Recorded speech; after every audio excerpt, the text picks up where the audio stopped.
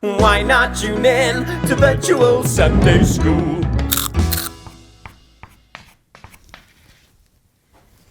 I've never built a house before, well, except one made of Lego.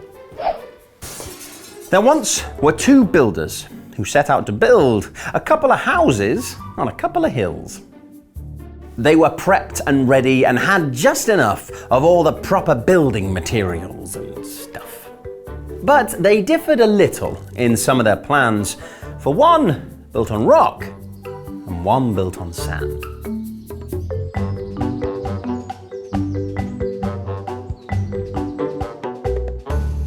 The rock would provide foundations much thicker, but building on sand would get it done quicker. To level out sand and get things flat, it doesn't take long.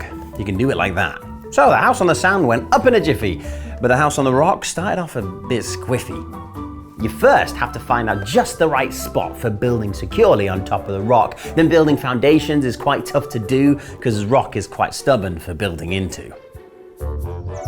So they both set to work, and they both worked intently. Both worked quite hard, both worked diligently. They worked side by side, but you must understand that one built on rock and one built on sand. Up came the walls and the windows and roof. They were both built to last. They were both built tooth. And of course, so far, neither house was greater, just one was finished first and one was finished later. Finally, a monument to man's ingenuity, two palatial homes to stand in perpetuity. The houses were finished just as they'd planned. One built on rock and one built on sand. Yet once they were done, something came quite surprising. A large rain cloud appeared on the horizon. Yet this was no shower. This was a downpour, a tempest that neither builder had planned for. The house on the rock was first caught in the squall, and the wind howled against every window and wall, and the water kept coming and coming, and yet the house was just fine. Everything was just wet. The hard rock beneath it just wouldn't budge, and the house was not moved, not even a nudge. The storm cloud moved off and covered the land right above the house built on the sand. The rain came down thick, soaking that house. Even the fire in the fireplace was doused. The storm kept on going. The walls did begin to sway, and soon the whole house fell in. The sand beneath had been shifting and crumbling, which led to the whole house a-coming a-tumbling.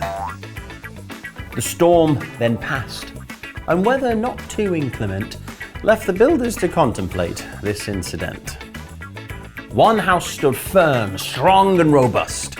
The other stood ruined by rain and by gust.